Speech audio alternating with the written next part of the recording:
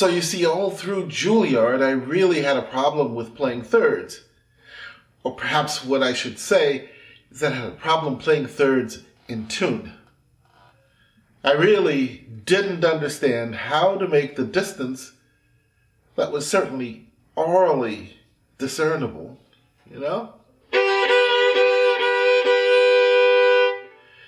become physically visible, so that I could see it. I mean, I knew one was larger and one was smaller, which corresponds to major and minor, but it all seemed so arbitrary to me at the time.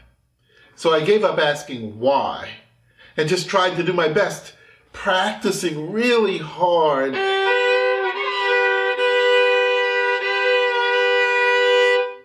and just trying to remember how close or far away the notes were from each other. Now, this, I admit, was not the most in-tune experience that I ever had on the violin.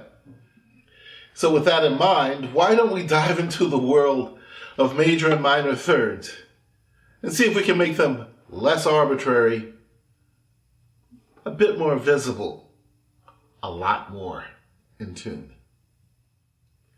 So first, why don't we use our understanding of my fingering board to help us visualize where thirds lie on the fingerboard? If you need a more general understanding of the fingering board, see my video called How to Use My Fingering Board. Let's look at the notes G on the D string and B natural on the A string. So what we have is a major third. And see what happens when we put that major third onto one line. So what was once on two strings is now turned into one. It's like going from 3D to 2D. Obviously, it works like that the other way around as well.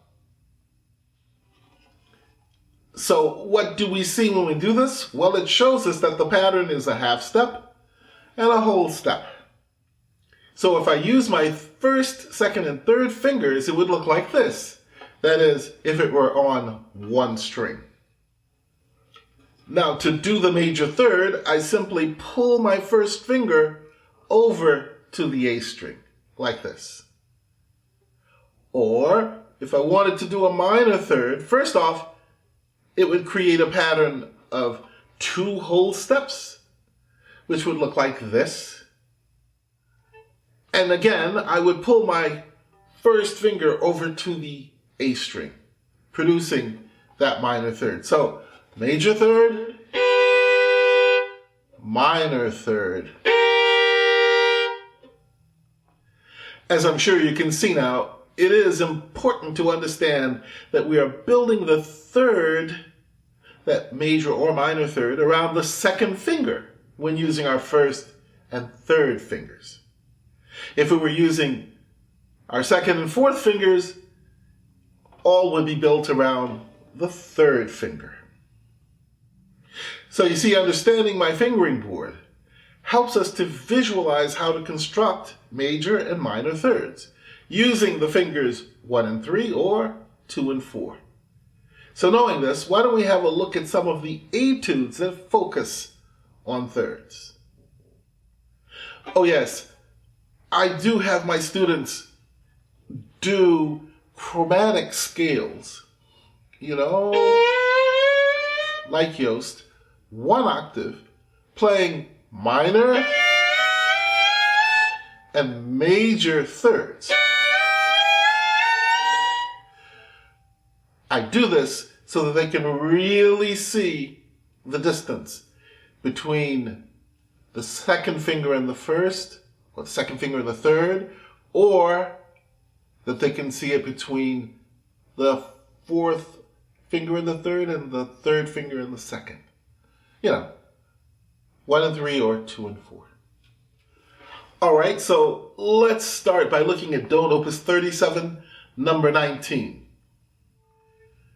First of all, the F natural in the first third, well, let's use it to figure out the placement of fingers 1 and 3 in the next third, which is G and B flat. How does one do that? Well, you see the third finger G natural is a whole step away from the second finger F natural. And the first finger B flat is what I would call as well a whole step away from the second finger F natural. The distance is what I'm referring to, not the interval of the fourth. Pretty much all of these thirds can be located in the same manner, even with the second and fourth fingers, as it would be the third finger that one would use to locate the position of the second and fourth fingers. So now we've looked into how to locate these thirds. Perhaps we should now look into how to finger these thirds. Looking at these notes, traditionally they've been fingered as follows.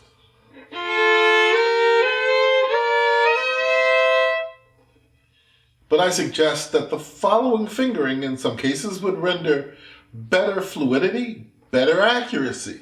Here, I'll show you. Let's do 2, 0, 3, 1, 3, 1, 4, 2, 2, 0. So why don't we have a look at some applications of this fingering?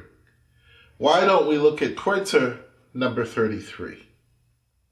So you see, instead of doing the fingering 2, 0, 3, 1, 2, 4, 3, 1, 4, 0, or 2, 4, doing the fingering 2, 0, 3, 1, 3, 1, 4, 2, 4, 2 is much more efficient. You see, it offers much better accuracy, much better control of pitch.